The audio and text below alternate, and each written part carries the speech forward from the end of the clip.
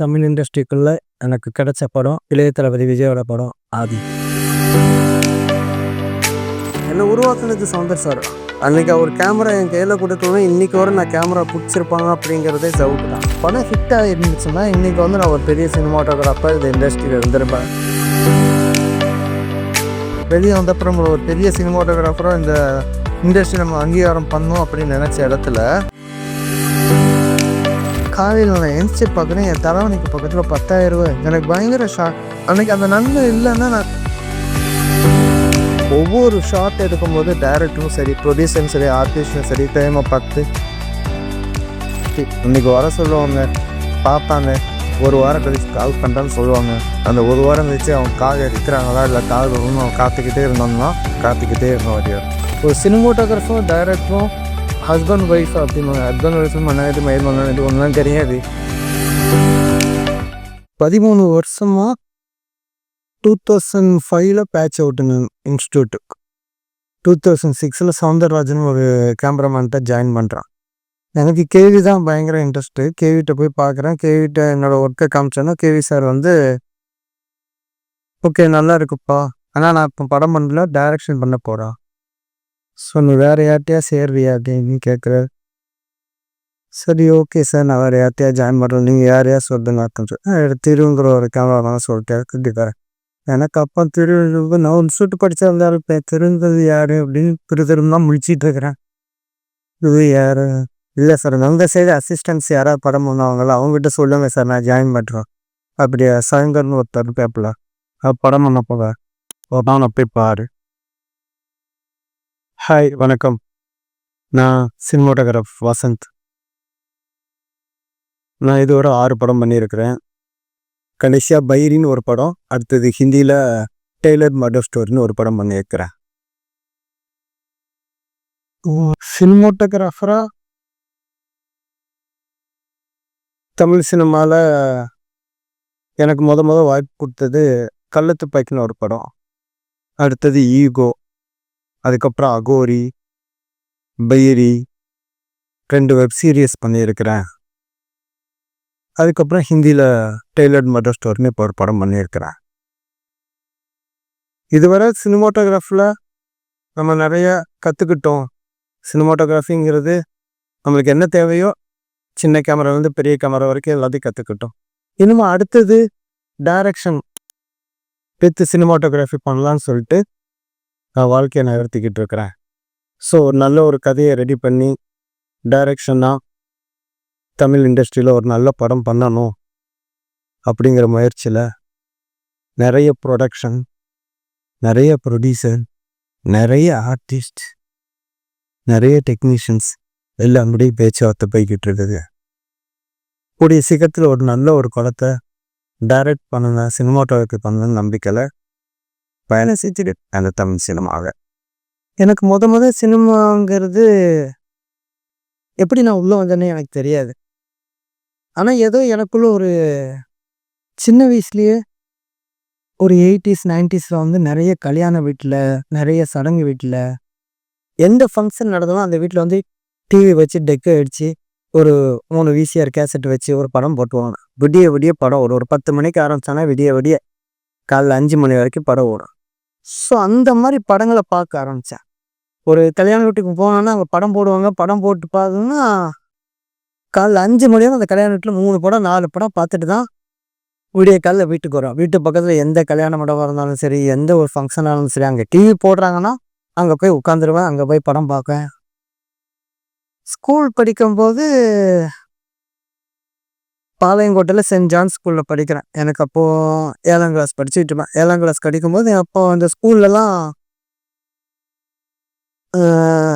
Fund collect பண்ணுவாங்க. ஒரு ஆசிரமத்துக்காகவோ எதுக்காகவோ fund collect. அப்போ வந்து ஸ்டால் போடுவாங்க. நிறைய ஸ்டால்ஸ் போட்டு நம்ம ஏதாவது வீட்டில் செஞ்சுட்டு வந்தோ, ஏதோ ஒரு பொருளை கொண்டு வந்தோ விற்று அந்த காசை வந்து அவங்களுக்கு கொடுக்கணும். அப்போ அந்த ஸ்கூலில் நான் முத ஒரு கிளாஸ் ரூமை ஃபுல் ஜன்னல் விண்டோ எல்லாத்தையும் பிளாக் கிளாத் போட்டு க்ளோஸ் பண்ணி ஒரு டிவி எடுத்து ஒரு டெக் எடுத்து படம் போட்டு அந்த படத்துக்கு டிக்கெட் கலெக்ட் பண்ணி அதில் எவ்வளோ காசு வச்சுன்னு பார்த்தா அவ்வளோ காசு. அந்த டைமில் ஒரு 1500 2000 பெரிய விஷயம். ஸோ அந்த காசை வந்து நான் ஃபண்டில் கலெக்ட் போது எனக்கு அதுக்குள்ளே ஒரு மிகப்பெரிய ஆர்வம். அதுக்கப்புறம் 8th 7th 9th 10th எல்லாம் படித்து முடிச்சுட்டு அந்த ஸ்கூலை விட்டு சென்னைக்கு வரேன். சென்னைக்கு வந்ததுக்கப்புறம் எனக்கு என்ன படிக்கணும், மேற்கொண்டு என்ன படிக்கணும்னு தெரில. சரி ஓகே அப்படிங்கும்போது அண்ணன் மூலமாக +1 +2 ஃபோட்டோகிராஃபின்னு சூரமேடு ஸ்கூலில் ஃபோட்டோகிராஃபின்னு ஒரு ஒகேஷன் அந்த குரூப்பை எடுத்து படிக்கிறேன். ஃபோட்டோகிராஃபிக்கும் ஒரு ஸ்கூல் இருக்கா? இல்லை, இது வித்தியாசமாக இருக்குது. அதுவும் கவர்மெண்ட் ஸ்கூலில். இப்போ அந்த போர்ட்ஸ் கிடையாது. ஆனால் அந்த டைமில் அந்த போர்ட்ஸ் வந்து எனக்கு பயங்கர வேல்யூபிளாக இருந்துச்சு. ஃபோட்டோகிராஃபிக்கு உள்ளே போகிறேன், என் கையில் ஒரு கேமரா கிடைக்குது, நான் கேமரா எடுத்து ப்ராக்டிஸ் பண்ணுறேன், ஒவ்வொரு ஃபோட்டோவை எடுக்க ஆரம்பிக்கிறேன். அதுக்குள்ளே ஒரு உலகம், அது வித்தியாசமாக இருக்குது நம்மளுக்கு. நம்ம மற்றவங்க பார்வையை தாண்டி இந்த பார்வை வந்து நம்மளுக்கு ஒரு வித்தியாசமான ஒரு பார்வை. ஒருத்தவங்களை அழகாக காட்டுறது, அசிங்கத்தை அழகாக காட்டுறதுங்கிறது வந்து அப்போ கண்ணால் பார்க்கும்போது அசிங்கமாக இருக்கும். ஆனால் அது கேமராவில் பார்க்கும்போது அது அழகாக இருக்கும். அது எப்படின்னு அந்த மேஜிக் நடக்கிறதுன்னு யாருக்குமே தெரியாது. ஆனால் அந்த ஒரு மியூசிஷியன் பண்ணுற ஒரு மேஜிக் மாதிரி தான். ஒரு கேமராவில் ஒரு ஃபோட்டோகிராஃப்ஸுங்கிறது நம்ம பார்க்கக்கூடிய விஷுவல் சென்ஸ் அது எந்த அளவுக்கு மாற்றுது அப்படிங்கிறது அதுக்கு ஒரு கேமரா கண்ணோட்டத்தில் பார்க்கும்போது தான் தெரியும். நீங்கள் பார்க்கும்போது சை அப்படிங்கிற ஒரு விஷயம், அதை ஃபோட்டோ எடுத்து பார்க்கும்போது அது சை அப்படிங்கிறது தெரியாது. என்னடா இவ்வளோ அழகாக இருக்குது அப்படிங்கிற மாதிரி தெரியும்.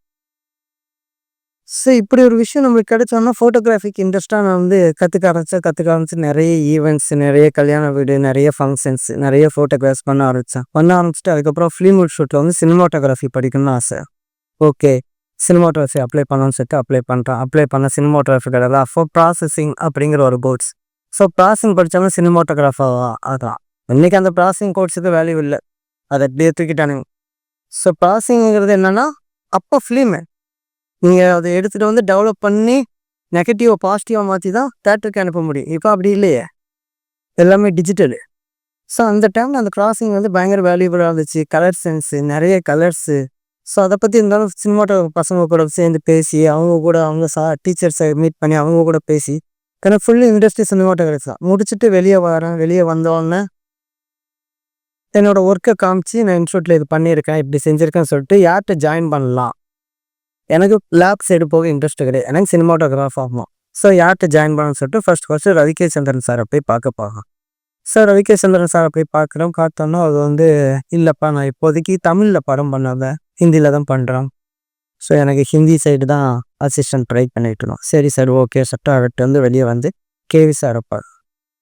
கேவி ஆனந்த் சார் எனக்கு பார்த்துட்டு ஓகே நல்லா இருக்குது, ஆனால் நான் இப்போ படம் நல்லா டைரக்ஷன் பண்ண போகிறேன். ஸோ நீ துரு சார்ட்ட வேணால் ஜாயின் பண்ணாமல். துரு எனக்கு யாருன்னு தெரியாது. ஸோ அந்த டைமில் ஓகே சார், உங்கள் சைட்லேருந்து வந்த யாராவது அசிஸ்டன்ஸ் யாராக இருந்தால் சொல்லுங்கள் சார், உங்கள் அசிஸ்டன்ஸ் கூட படம் பண்ணுற யாராக இருந்தால் சொல்லுங்கள், நான் ஒர்க் பண்ணுறேன் சார். அப்படியா, அப்படின்னா சவுந்தர் படம் பண்ண போயிடாரு, சவுந்தர் கூட போய் ஜாயின் பண்ணணும்னு சொல்லி அவர் என்ன அனுப்பி விட்டோம். ஸோ சவுந்தர் சாரை போய் மீட் பண்ணுறேன், சவுந்தர் சார்கிட்ட பேசுகிறேன். சரி ஓகே, நீ வந்து ஒர்க் பண்ண அப்படிங்கிற. எனக்கு தமிழ் இண்டஸ்ட்ரிக்குள்ளே எனக்கு கிடைச்ச படம் இளைய தளபதி விஜயோட படம் ஆதிக். விஜயை பார்க்குறேன். ஓகே, பெரிய செட்டப்பு, பெரிய படம். அப்போ ஃபிலிமு நம்மளோட வேலை வந்து எத்தனை கேன் வருது, எத்தனை கேன் போகுது, எத்தனை கேன் எக்ஸ்போஸ் ஆகுது, இதைத்தான் நம்ம கவுண்ட் பண்ண வேண்டியது இருக்கும். ஸோ இண்டஸ்ட்ரிக்குள்ளே உள்ளே நுழைஞ்சு படம் ஒரு பெரிய படத்தில் சவுந்தர் சாப்பில் ஒர்க் பண்ணிட்டுருக்கேன். ஒர்க் பண்ண கொஞ்சம் கொஞ்சமாக லேங் ஆகுது. என்னோடய விஷுவலில் நான் கற்றுக்கிட்டு இருக்கிறேன். படம் ஆதி முடியுது, 2வது படம் அரையன் 350 கடலும் போது, அதுக்கு இடையிலேயே கேப்லேயே சார் நிறைய ஆட்ஸ் பண்ணுவார் Soundar sir. So ads side நிறைய கான்சென்ட்ரேட் பண்ணி ஆட்ஸ் ஃபிலிம் நிறைய ஒர்க் பண்ணிப்போம். ஒரு 100-150 ஆட்ஸ் ஒர்க் பண்ணியிருப்பேன். ஸோ இப்போ ஃபிலிமும் கற்றுக்கிட்டாச்சு, ஃபிலிமில் எல்லா விஷயமும் கற்றுக்கிட்டாச்சு. ஸோ நம்ம அடுத்தது படம் பண்ணலாம் அப்படிங்கிற ஒரு நிலைமைக்கு வெளியே வரும்போது அப்படியே டோட்டலாக டிஜிட்டலாக மாறுது. நம்ம கற்றுக்கிட்ட இது வரைக்கும் ஃபிலிமில் இருக்கிறோம், இப்போ டிஜிட்டலாக மாறுது. டிஜிட்டலுங்கிறது வந்து ஒரு பெரிய மாற்றம் இண்டஸ்ட்ரிக்குள்ளே. தமிழ் ஃபிலிமோ ஃபிலிம் இண்டஸ்ட்ரிக்குள்ளே டிஜிட்டலுங்கிறது ஒரு பெரிய மாற்றம். ஒரு ஃபிலிம்லேருந்து டிஜிட்டலுங்கிறது வர்றது வந்து நிறைய பேரோட வாழ்க்கையை காலி பண்ணிடுச்சு. அப்படியே லேப்ஸ் எல்லாமே க்ளோஸ் ஆகிடுச்சு. நிறைய டைரக்டர்ஸ் போயிட்டாங்க, நிறைய சினிமாட்டோகிராஃபர்ஸ் போயிட்டாங்க. அப்படியே கொஞ்சம் பேர் தான் இருக்கிறாங்க. ஸோ இந்த கொஞ்சம் பேர் வாழ்க்கையில் வந்து டிஜிட்டல் வந்து ஆக்குபை பண்ணி அவங்கள எந்த அளவுக்கு கொண்டு போகுது, கடத்திட்டு போகுது, அடுத்த ஒரு ஜெனரேஷனை உருவாக்குது. ஸோ அப்போ டிஜிட்டலுங்கிறது உங்களுக்கு ரொம்ப ஒரு கன்வீனியன்ட்டான ஒரு டைரக்ஷனாக இருக்கட்டும், சினிமாட்டோகிராஃபர் இருக்கட்டும், ஒரு ஈஸியான ஒரு வேவை உங்களை கொண்டு போய் வைக்குது. அதே கஷ்டம் தான் படுறோம். பட் இருந்தாலும் ஒரு ப்ராசஸிங்கு, அந்த ஒரு லேப் சம்மந்தப்பட்ட எதுவுமே கிடையாது. உங்களுக்கு எல்லாமே டிஜிட்டலாக மாறுது. ஸோ மறுபடியும் ரொம்ப ஈஸியாக தான் இருந்துச்சு. ஆனால் நம்மளுக்கு கிடைக்கும்போது ஃபஸ்ட்டு டிஜிட்டல். மறுபடியும் ஒரு ஏலேருந்து இசட் வரை கற்றுக்கிற ஒரு 0லேருந்து 1, 2, 3 போடுற மாதிரி தான்.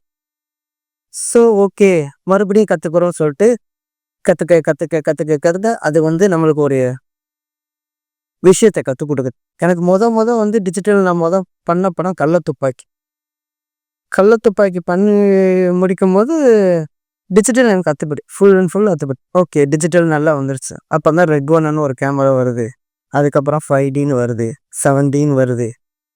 இன்றைக்கி சோனி A7S, F6, F9, இன்றைக்கி என்னென்னமோ கேமரா. ஹேரியில் பார்த்தீங்கன்னா வரிசையாக அடிக்க வச்சுருப்பானுங்க, சோனியில் வரிசையாக அடிக்க வச்சுருப்பானுங்க. ஸோ எல்லாமே டிஜிட்டல் வேறு மாதிரி மாறிடுச்சு. அப்போ நாங்கள் படிக்கிற காலத்தில் ஃபிலிம் இன்ஸ்டியூட் ஒரு 14 சீட்டு சினிமாட்டோகிராஃபி, ஒரு 14 சீட்டு எடிட்டிங்கு, ஒரு 10 சீட்டு டைரக்ஷனு, இந்த மாதிரி தான் இருந்துச்சு. இப்போ ஒவ்வொரு இன்ஜினியரிங் காலேஜாக இருக்கட்டும், இல்லை ஒரு ஆர்ட்ஸ் காலேஜாக கூட இருக்கட்டும், எல்லா இடத்துலையும் விஷுவல் கம்யூனிகேஷன் ஒன்று வந்து உள்ளே பூத்துறாங்க.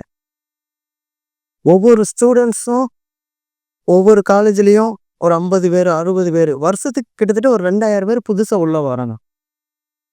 காம்படிஷன் ஹெவி ஆகுது. ஒரு விஷயம் நம்ம கற்றுக்கிட்டு வெளியே வரும்போது அதை எப்படி நம்ம எக்ஸ்போஸ் பண்ண போகிறோம் அப்படிங்கிற ஒரு விஷயத்தை தாண்டி இப்போ வர்ற நியூ ஜெனரேஷன் ஈஸியாக கற்றுக்கிறான். ஒரு 5Dயில் படம் பண்ணக்கூடிய அளவுக்கு ஒரு கெப்பாசிட்டி ஓகே. ஆனால் கற்றுக்கிற ஒரு மீடியம் வந்து பயங்கரமாக இருக்குது. அது 5Dயில் பண்ணாலும் சரி, நீங்கள் ஃபிலிமில் பண்ணியிருந்தாலும் சரி, இல்லை அலெக்ஸாவில் பண்ணினாலும் சரி, கண்டென்ட்டுங்கிறது ஒன்று தான். நீ எப்படி பண்ண போகிற, என்ன பண்ண போகிற, ஈஸியாக உங்களுக்கு வந்து ஈஸியாக கையில் கிடச்சிருச்சு.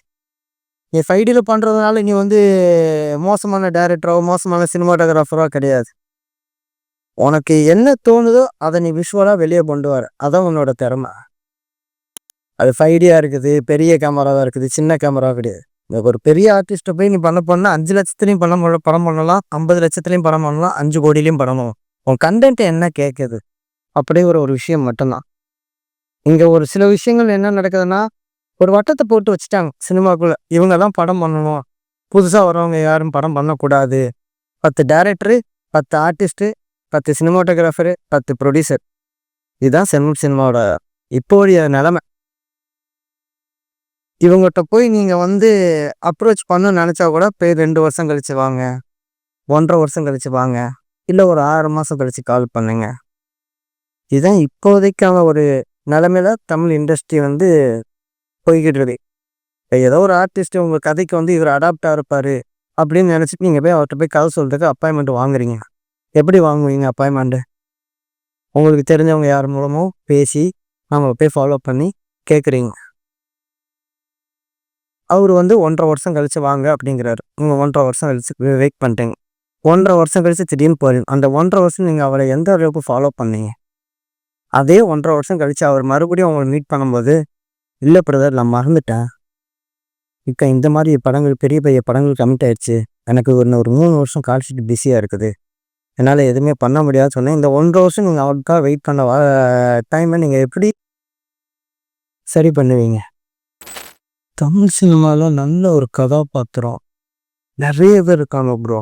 என்னை இம்ப்ரெஸ் பண்ணுறது வந்து அங்காடித்தெருவில் ஒரு சீக்வன்ஸாக இருக்கட்டும், அங்காடித்தெருவாக இருக்கட்டும், கட்டுறது தமிழாக இருக்கட்டும், இயற்கை படமாக இருக்கட்டும். இயற்கை படமாக இன்னைக்கு வரும் அது வந்து ஒரு ஆர்டிஸ்ட்டுக்கு ஒரு லெசன் தான். நல்லா இம்ப்ரெஸ் ஆன ஒரு படம் வந்து இயற்கை. அது படத்தில் கிளைமேக்ஸ் ஒரு சீக்வன்ஸ் வச்சுருப்பாங்க. ஒரு கட்டத்துக்கு மேலே ஆடியன்ஸை வந்து சரி இவங்க கூட தாண்டா சேர போகிறான் அப்படிங்கிற ஒரு ஃபீல் வந்துடும். கடைசி நேரத்தில் அந்த மாஸ்கை கலத்திட்டு அவங்க நிற்கும் போது அந்த பொண்ணோட எக்ஸ்பிரஷனு நான் இது வரைக்கும் நிறைய படங்களில் ஒரு ஹீரோயினோட முகத்தில் அந்த எக்ஸ்பிரஷன் வருமானு பார்த்துருக்கேன். அந்த எக்ஸ்பிரஷனை யாருமே கொடுத்தா அந்த எக்ஸ்பிரஷன்லாம் அடிச்சிக்கவே முடியாது. அப்படி ஒரு எக்ஸ்பிரஷன். எப்படிதான் இந்த கேரக்டர் இந்த ஒரு ஃபீலை உள்வாங்கி அதை வெளிக்காட்டுது, எப்படி அந்த டைரக்டர் இதை ஃபீல் பண்ணியிருப்பாரு. அந்த மாதிரி ராம் சோரா படத்தில் கட்டுரை தமிழும் அதே மாதிரி தான். அந்த அஞ்சலியோட நடிப்புலாம் வேற மாதிரி இருக்கும். நான் அதுக்கப்புறம் அங்காடித்தெரு அங்காடித்தெருலேயே அது ஒரு ஒரு சினிமாக்கே சம்மந்தம் இல்லாத ஒரு ஹீரோவை கூட்டு வந்து ஒரு படத்தை உருவாக்கி அது 120 நாள் ஹிட்டு, சாங் ஹிட்டு. இன்னைக்கு அந்த ஆர்டிஸ்ட் எங்க இருக்காருன்னு தெரியல. ஆனா ஒரு டைரக்டரா ஒரு புதுசா ஒருத்தனை உருவாக்குறதுங்கிறது வந்து அவன் தான் உண்மையில ஒரு டைரக்டர். இன்னைக்கு பெரிய பெரிய டைரக்டரா இருக்கட்டும், சின்ன டைரக்டரா இருக்கட்டும், யாரா இருக்கட்டும், ஒரு புதுசா ஒருத்தனை உருவாக்கி அவன் ஒரு நடிகனா ப்ரூவ் பண்ற அளவுக்கு நீ வச்சுனா நீ உண்மையான டைரக்டர். அதுதான் வந்து விஜய் சாரா இருக்கட்டும், தனுஷா இருக்கட்டும், பெரிய பெரிய ஆர்டிஸ்டா இருக்கட்டும், அஜித்தா இருக்கட்டும், யாரா இருக்கட்டும், இவங்கெல்லாம் ஹிட்டு கொடுத்துட்டாங்க. இவங்கெல்லாம் ஆர்டிஸ்ட்டு. இவங்ககிட்ட போய் ஒரு புது டைரக்டர் மாற்றுறதுனாலையோ, இவங்ககிட்ட போய் ஒரு பெரிய டைரக்டர் பண்றதுனாலையோ அவங்க விஷயத்த வந்து ஈஸியா அவங்க வந்து பணமா கன்வெர்ட் பண்ணிப்பாங்க. ஒரு கலை, ஒரு சினிமாவுக்கு நீ செய்யக்கூடிய உண்மையான தொண்டு, சினிமாவுக்கு காசு சம்பாதிக்கிறதுங்க பெரிய மேட்டரே கிடையாது.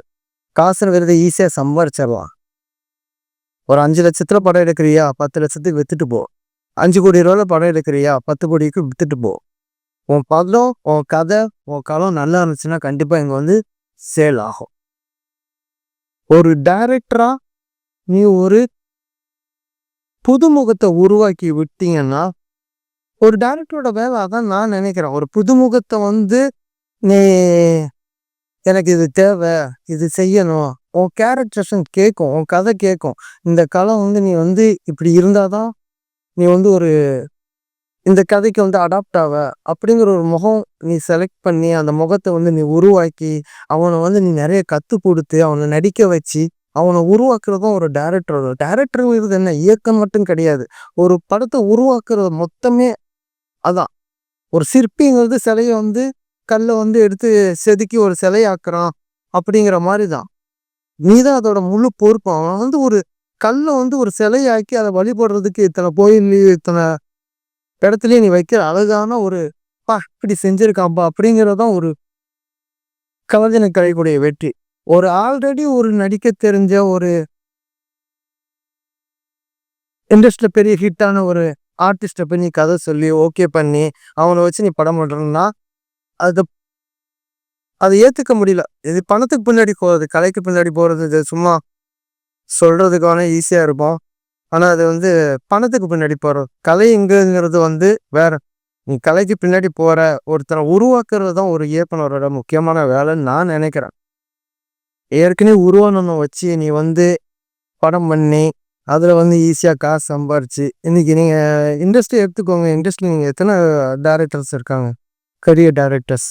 ஒரு 10 டைரக்டர் இருப்பாங்க, ஒரு 10 ப்ரொடியூசர் இருப்பாங்க, ஒரு 10 ஆர்டிஸ்ட் இருப்பாங்க. இவங்களுக்குள்ள மட்டும்தான் இண்டஸ்ட்ரி ஓடிக்கிட்டே இருக்கு. இப்போ தனுஷ்ட போய் நான் கதை சொல்லப்போம், தனுஷ் அப்பாயின்மெண்ட் கொடுத்துருவாரேன் எனக்கு. தனுஷுக்கு நான் கதை பண்ணி வச்சுட்டேன், தனுஷை வந்து நான் ரீச் பண்ணுவேன். யார் போனோம் ரீச் பண்ணுவோம், தனுஷோட மேனேஜரை பிடிக்கிறேன். பெட்காக சொல்லணும், சார் 5 வருஷம் பிஸியாக இருப்பார். இதுதான் பதினா. சரி ஓகே தனுஷ் வேண்டாம், ஓகே அடுத்து யாரை பார்க்கும், அதோட கீழே வரும். சின்ன சின்ன ஆர்டிஸ்டாக இருக்கும். இது மணிகண்டனையும் நீங்கள் எடுக்க பார்த்தா கூட மணிகண்டன் 1.5 வருஷம் பிஸி, கால் ஷீட்டு கொடுக்க மாட்டார். கடைசி கல்யாணம் எடுத்தாலும் 1.5 வருஷம் பிஸி. யார்கிட்டையும் நீங்கள் கதை கேட்கறதுக்கு கதை சொல்கிறதுக்கு போனால் கூட சார் 1.5 வருஷம் பிஸி, இப்போதைக்கு இந்த கமிட்மெண்ட் இருக்குது, இந்த இது இருக்குது, ஸோ எங்களால் எதுவுமே பண்ண முடியாது, நீங்கள் வேறு யாரை அப்ரோச் பண்ணுங்க. ஓகே, ஒரு ப்ரொடக்ஷனுக்கு கதையை எடுத்துகிட்டு போகிறோம், ப்ரொடக்ஷன் வாசல் வர போகிறோம். ப்ரொடக்ஷனில் போய் கதையை போய் சொல்ல போகிறதுக்காக நம்ம ஃபோன் மூலமாக யார் மூலமாக கான்டாக்ட் பண்ணி ஒரு மேனேஜர் மூலமாக இல்லை ஒரு ஆர்டிஸ்ட் மூலமாக இல்லை ஒரு டெக்னீஷியன் மூலமாக உள்ளே போயிட்டோம், கதை சொல்ல போகிறோம். ஃபஸ்ட்டு கேள்வி, உங்கள் கதை பவுண்டர் ரிஜிஸ்டர் பண்ணிட்டீங்களா? இல்லை சார் ரிஜிஸ்டர் பண்ணல. ஐயோ நாங்கள் ரிஜிஸ்டர் பண்ணாமல் கேட்குறது கிடையாது, ஃபஸ்ட்டு ரிஜிஸ்டர் பண்ணிட்டோம். ஓகே. ரிஜிஸ்டர் பண்ணுறதுக்கு எங்கே போய்வேன்? தமிழ்நாடு ரைட்டர்ஸ் யூனியன் போய் கேட்டோம்னா 15,000 30,000 ஒரு மாதம் காலதாமதம். ஒரு மாதத்துக்குள்ளே உங்களுக்கு வந்து கதையை ரிஜிஸ்டர் பண்ணணும். அதுக்கும் நிறைய ஃபார்மாலிட்டிஸ் நிறைய விஷயங்கள் இருக்குது. சரி ஓகே. ஆன்லைனில் SWA அப்படிங்கிற ஒன்று இருக்குது. அதில் ரிஜிஸ்டர் பண்ணால் 4,000. சரி ஓகே 4,000 நம்ம ரிஜிஸ்டர் பண்ணிட்டா இம்மிடியட்டாக வந்துருச்சு. கதையை ரிஜிஸ்டர் பண்ணிட்டா ரிஜிஸ்டர் வந்துருச்சு. பவுண்டர் வந்துருச்சு. ஓகே. இப்போ போய் நம்மகிட்ட போய் கால் பண்ணுவோம். சார் நான் ரிஜிஸ்டர் பண்ணிட்டேன் சார். எப்போ சார் அப்பாயின்மெண்ட் கொடுக்குறீங்க? பிரதர் இப்போ தான் கொஞ்சம் வேறு ஒர்க்காக போய்கிட்டு இருக்கிறோம். நாங்கள் கொடுக்குறோம். வெயிட் பண்ணுங்க கொஞ்சம். ஃபாலோ பிளேயருங்க. சரி okay follow player. Next okay. நம்ம இதுலேயே ஃபாலோ பிளே நம்பிக்கிட்டு இருந்தோம்னா அவங்க எப்போ நம்மளுக்கு கால் பண்ணுவாங்க? டெய்லி காலைல குட் மார்னிங் மெசேஜாக இருக்கட்டும், குட் ஈவினிங் மெசேஜாக இருக்கட்டும், இல்லை என்னைக்கோ ஒரு நாள் கால் பண்ணுறோம், இல்லை வாய்ஸ் மெசேஜ் அனுப்புகிறோம், எதுக்குமே ரிப்ளை இருக்காது. எனக்கு வந்து சவுந்தர் சார்கிட்ட ஒர்க் பண்ணுறேன். சவுந்தர் சார்கிட்ட ஆதி ஒர்க் பண்ணிட்டேன். அரையன் முன்னித்ததில் கடவுள்னு ஒரு படம். அந்த படத்தில் MS பாஸ்கர் வந்து புத்தர் சிலையை பற்றி இவர் கேட்பார். பிரகாஷ்ராஜ் சார் கேட்பார், இந்த புத்தருக்கு எதுக்கு பூ வைக்கிறீங்க? டெய்லி புத்தருக்கு ஏன் பூ வைக்கிறீங்கன்னு. அப்போ பிரகாஷ் சார் கேட்டவுடனே MS பாஸ்கர் ஒரு விஷயம் சொல்லுவார். அப்போ உங்களுக்கு ரொம்ப பிடிச்ச அர்னால்டு அவர் வந்து டெய்லி எக்ஸசைஸ் பண்ணுறாரு, ரொம்ப இது பண்ணுறாரு. ஸோ வலிமைங்கிறது வந்து வலியை தாங்கினாதான் நம்ம வந்து ஒரு அடுத்த கட்டத்துக்கு நகர முடியுங்கிற ஒரு சீக்வன்ஸ்.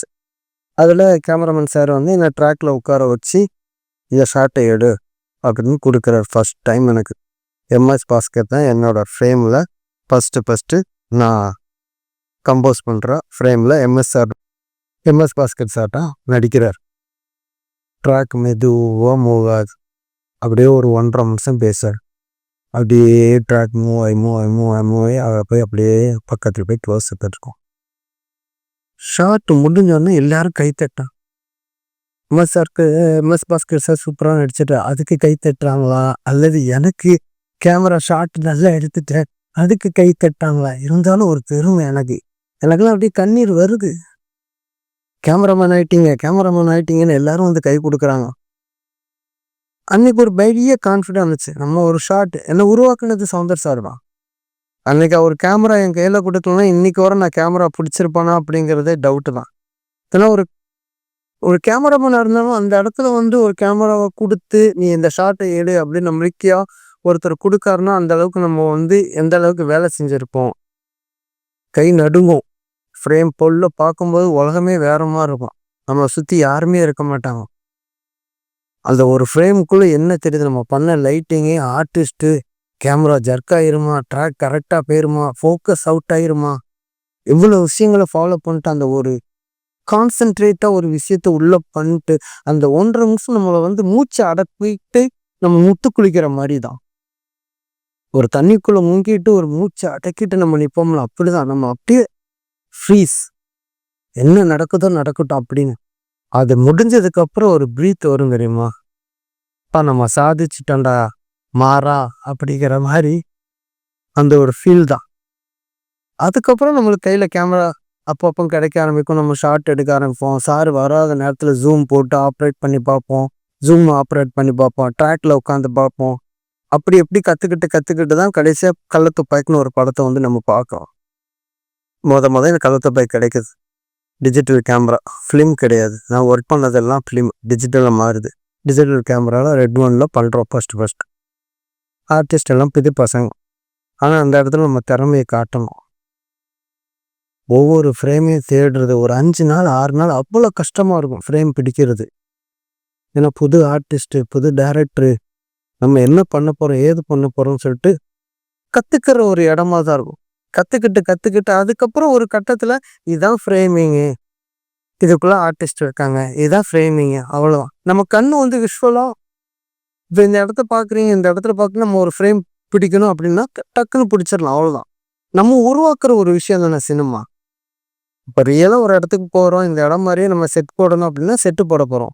இல்லைன்னா ரியலாக இந்த இடத்துல போனால் அவங்ககிட்ட பெர்மிஷன் கேட்டு அவங்கள இது பண்ணிட்டு நம்ம ஹீரோட ட்ரெஸ்ஸையோ ஹீரோயின் ட்ரெஸ்ஸையோ உள்ளே போட்டு பக்காவாக முடிச்சுட்டு ஓகே இந்த இடத்துல இந்த சீன் நடக்குது அப்படின்னு முடிச்சுட்டு வரப்போ இந்த உருவாக்கம் அப்படிங்கிறது வந்து நமக்கு எக்ஸ்பீரியன்ஸ் ஆக ஆக ஆக ஆக நிறைய கிடைக்கும். நம்ம ஒர்க் பண்ணும்போதே மிரண்ட விஷயம் அப்படின்னு எத்தனையோ படம் பண்ணியிருக்கோம், எத்தனையோ பேர் கூட ஒர்க் பண்ணியிருக்கோம், நிறைய படம் பண்ணியிருக்கிறோம். பைரி படம் பண்ணும்போது நிறைய எக்ஸ்பீரியன்ஸ் கிடச்சிச்சு. டைரக்டராக அவர் வேலையை அவர் செய்யும்போது சினிமாட்டோகிராஃபராக நம்ம இதில் எவ்வளோ இன்வால்வ் ஆகணும், ஏன்னா அவ்வளோ க்ரௌடு, அவ்வளோ பெரிய பெரிய சீக்வல்ஸு. ஸோ இந்த சீக்வல்ஸை நம்ம எப்படி ஹேண்டில் பண்ண போகிறோம், நம்ம இது யூனிட் இல்லை, லைட் இல்லை, பெரிய செட்டப் கேமரா இல்லை, இருந்தாலும் நம்ம காட்டக்கூடிய ஒரு விஷுவல் வந்து அவ்வளோ பெரிய ஸ்க்ரீனில் தெரிய போகுது.